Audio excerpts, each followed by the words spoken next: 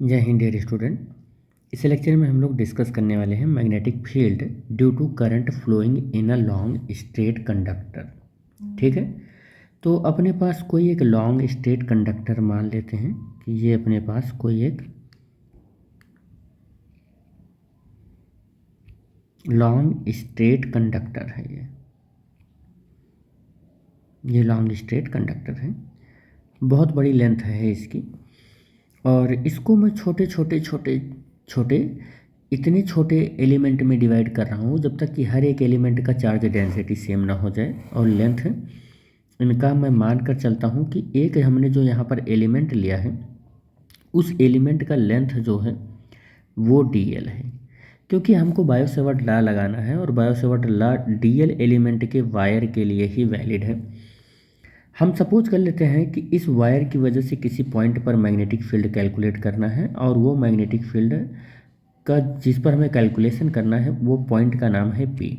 इस पर हमको नेट मैग्नेटिक फील्ड कैलकुलेट करना है, लेकिन हमें टोटल वायर की वजह से मैग्नेटिक फील्ड कैलकुलेट करना है और टोटल वायर की वजह से मैग्नेटिक फील्ड हमको पता ही नहीं होता है। डीएल एलिमेंट की वजह से मैग्नेटिक फील्ड का फॉर्मूला हमको पता है, वो बायो सेवर्ट लॉ है, वही लगाएंगे और हम यहाँ पर सॉल्व करेंगे।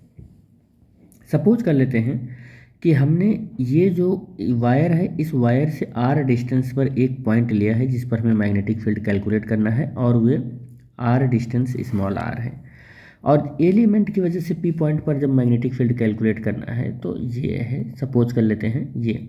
और मैग्नेटिक फील्ड के कैलकुलेशन में ये जो हमने लिया है इस डिस्टेंस का, इसका डायरेक्शन हमने एक्स इस डायरेक्शन में लिया है।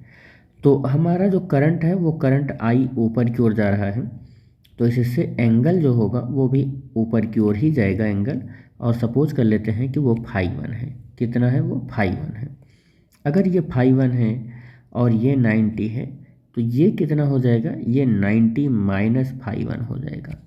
और इस एंगल की बात करें, अगर हम इस एंगल की बात करें तो ये एंगल कितना हो जाएगा, 90 प्लस φ1 हो जाएगा। कितना हो जाएगा, 90 प्लस φ1 हो जाएगा। ये जो डिस्टेंस है इस डिस्टेंस को हम सपोज कर लेते हैं कि ये डिस्टेंस स्मॉल, ये स्मॉल l है। ये डिस्टेंस कितना है, स्मॉल l है। और ये dl एलिमेंट, तो dl एलिमेंट की वजह से p पॉइंट पर जो मैग्नेटिक फील्ड है वो सपोज कर लेते हैं कि वो कितना है, db है। एक छोटा मैग्नेटिक फील्ड है और यहाँ पर जो मैग्नेटिक फील्ड ये है इसका डायरेक्शन भी हम दिखा देते हैं, ये इनवर्ड मैग्नेटिक फील्ड है। कितना है, इनवर्ड मैग्नेटिक फील्ड है। और इसमें करंट जो जा रही है वो करंट हम मान लेते हैं कि I करंट फ्लो हो रहा है। तो इस डीएल की वजह से पी पॉइंट पर, डीएल की वजह से पी पॉइंट पर मैग्नेटिक फील्ड का अगर मैं फार्मूला लगा दूं तो D V is equal to कितना आ जाएगा, D V is equal to mu naught upon 4 pi I D L cross R upon R cube. Vector form में यही फार्मूला लगेगा। लेकिन अगर मैं मैग्नीट्यूड की बात करूं तो मैग्नीट्यूड इसका हो जाएगा mu naught upon 4 pi I D L sine theta by R cube हो जाएगा। अब आपको एक एक बात यहाँ पर पता होना चाहिए कि आर क्या है। आर इस एलिमेंट से बी के बीच का डिस्टेंस है। अब देखो हम डी बी को हम यहाँ पर कन्वर्ट कर रहे हैं म्यू नॉट अपॉन 4 पाई आई और डी एल साइन। साइन देखो ये जो थीटा है, ये थीटा किसके बीच का एंगल है, आर और डी एल के बीच का एंगल है। तो हमारा जो आर है हमने उसको एक्स माना है। क्या माना है, एक्स माना है। और डीएल के बीच का एंगल 90 प्लस φ1 है। कितना है, 90 प्लस φ1 है। ठीक। और डिस्टेंस देखो क्या माना है, यहाँ पर आर होता है एलिमेंट से पॉइंट के बीच का डिस्टेंस, तो हमने एक्स माना है तो ये कितना हो जाएगा, एक्स स्क्वायर हो जाएगा। यहाँ पर एक्स स्क्वायर करो, ये एक्स स्क्वायर होता है, एक्स स्क्वायर हो जाएगा। तो डी बी हमको मिल गया magnetic field at point P due to this element. इस एलिमेंट की वजह से जो मैग्नेटिक फील्ड आएगा mu naught upon 4 pi I D L sine 90 plus φ1 कितना हो जाएगा, कॉस φ1 हो जाएगा, अपॉन कितना हो जाएगा, एक्स स्क्वायर हो जाएगा। तो this is the magnetic field at point P due to the small element which is small L. अब अगर मैं कहूँ कि स्मॉल एल के बहुत सारे एलिमेंट में ये वायर डिवाइडेड है और हर एक एलिमेंट की वजह से इस पी पॉइंट पर मैग्नेटिक फील्ड क्या होगा, तो तुरंत आपको पता होना चाहिए कि इंटीग्रेशन आपको करना पड़ेगा, आपको इंटीग्रेशन करना पड़ेगा। कहाँ से कहाँ तक इंटीग्रेट करना चाहोगे आप, इस पूरे वायर को कवर करना है तो इधर तो फाई 1 हो जाएगा और इधर ये कितना हो जाएगा, फाई 2 हो जाएगा। लेकिन ये करंट की अपोजिट डायरेक्शन में एंगल चल रहा है तो माइनस लग जाएगा। तो -φ2 से कहाँ तक, +φ1 तक अगर आप इंटीग्रेट कर लोगे तो total magnetic field at point P due to this conducting wire आपको कैलकुलेट हो जाएगा। इस वायर की वजह से P पॉइंट पर मैग्नेटिक फील्ड आपको मिल जाएगा। तो अगर आप यहाँ पर B इज इक्वल टू -φ2 और +φ1 mu naught upon 4 I D L बाद में लिखना आप पहले आप कॉस φ1 और D L upon X square. तो ये देखो, अगर मुझे यहाँ पर देखना है तो कोई इंटीग्रेशन डी एल के रिस्पेक्ट में हो रहा है लेकिन यहाँ φ1 आ रहा है और फाई देखो हमारा φ1 ही वेरिएबल है और एक्स भी वेरिएबल है, तो इन दोनों को हटा ही देते हैं। तो इसे हटाने के लिए हमें क्या करना होगा, इस वाली वैल्यू को हम कह दे रहे हैं ए है और ये हमारा जो पॉइंट है इसको कह दे रहे हैं ओ है।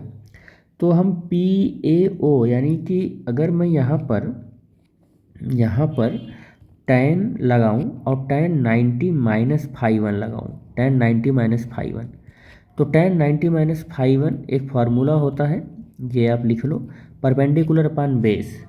तो यहाँ से tan 90 - φ1 परपेंडिकुलर हमारा r हो जाएगा और बेस हमारा कितना हो जाएगा, l हो जाएगा।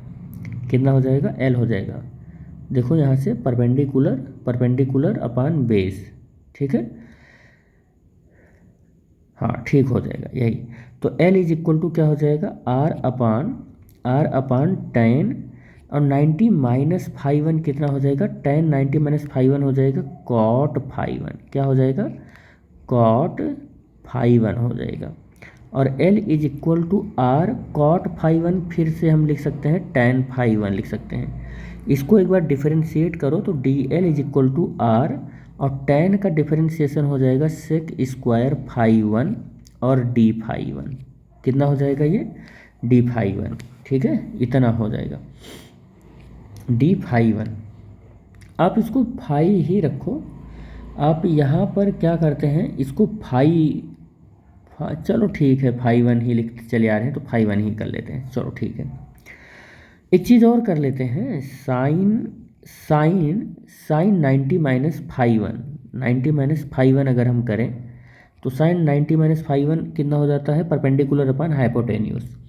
परपेंडिकुलर r है, हाइपोटेन्यूज x है, तो x इज इक्वल टू कितना मिलेगा हमको, r अपॉन साइन, अच्छा साइन 90 - थीटा तो होगा, वो साइन थीटा ही होगा, तो साइन φ1 ही होगा।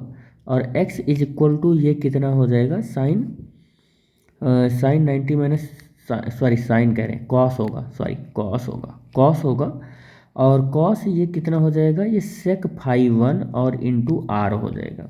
तो ये वैल्यू आपको मिल गई, ये सारी वैल्यू यहाँ पर पुट करो, ये x की जगह पर वैल्यू पुट करना है हमको और dl की जगह पर वैल्यू पुट करना है, ये पूरी वैल्यू रखते हैं। तो b is equal to mu naught upon 4 common कर लेंगे, i भी कॉमन कर लेंगे और -φ2 अपॉन φ1 i और cos φ1 को एज इट इज रखते हैं और dl की जगह पर हम क्या रखने वाले हैं, r सेक स्क्वायर φ1 और d φ1 अपॉन x की जगह पर क्या रखने वाले हैं हम, सेक स्क्वायर φ1 इंटू r, कितना रखने वाले हैं, r, ठीक है। तो अब हम देखेंगे कि हमारा जो r अच्छा स्क्वायर है, ये x का स्क्वायर है तो इस पूरी वैल्यू का होल स्क्वायर हो जाएगा। तो जो कैंसिल हो रहा है कैंसिल करते हैं, एक r से एक r कैंसिल हो जाएगा, सेक स्क्वायर φ1 ये कैंसिल हो जाएगा। जो वैल्यू बच रही है वो वैल्यू अगर हम नोट करें तो म्यू नॉट अपॉन 4 और अब देख लो i यहाँ पर तो है ही है, एक r यहाँ पर है तो ये r होगा और φ2 माइनस φ1 और cos φ1 into d φ1, D phi one. एक्चुअल में हमें इसको फाई को कुछ और मानना चाहिए था, क्योंकि यहाँ फाई वन हमारा लिमिट भी है।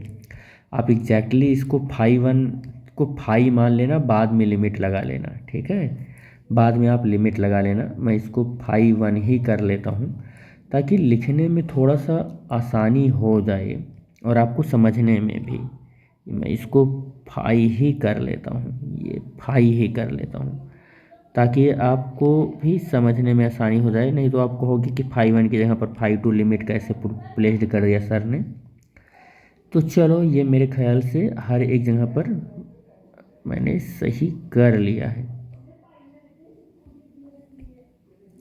चलो, ये वैल्यू, ये अब लिमिट रखने में थोड़ी आसानी होगी, ठीक है।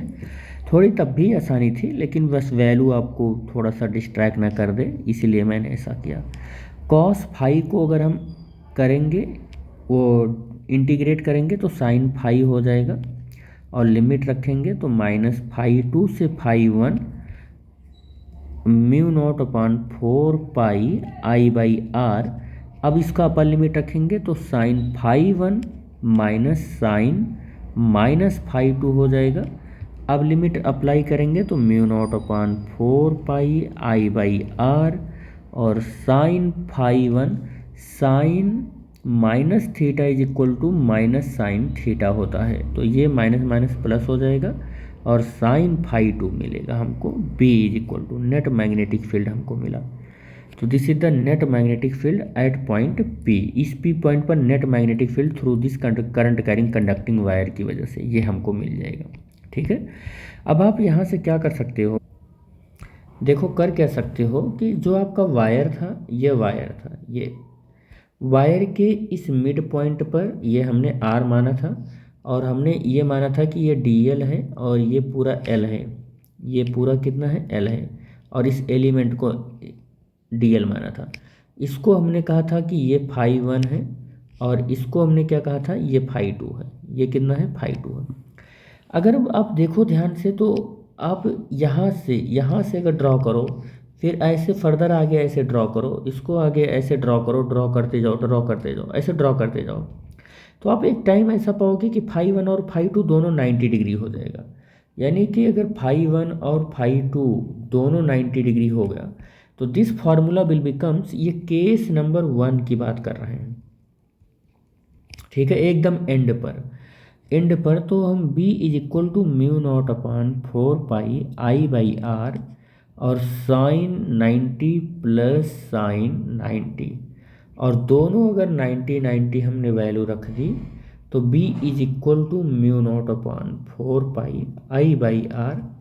साइन 90 की वैल्यू 1 और ये 1 और b is equal to mu naught upon 2 pi I R. ये फॉर्मूला मिलेगा हमको।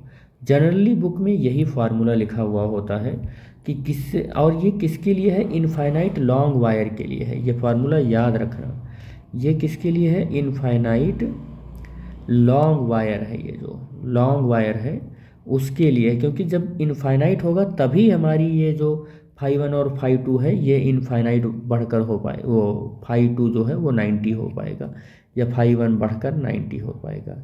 इनफाइनाइट लॉन्ग वायर है तब के लिए ये फार्मूला लिखा हुआ मिलता है बुक में, ठीक है। अगर हम एंड पर बात करें, केस नंबर 2 की बात करें, केस नंबर 2 एट एंड, यानी कि एक वायर ऐसे है और इसके एकदम एंड पर यहाँ पर बात करें, और एक यहाँ पर ऐसे बात करें, तो एक तो हमारा जो फाई वन है वो मान लो 90 होगा, और फाई टू जो है वो 0 हो गया। अब जो मैग्नेटिक फील्ड का फॉर्मूला बनेगा ना, म्यू नॉट अपॉन 4 पाई और I/R साइन, एक 90 हो जाएगा और एक साइन 0 हो जाएगा।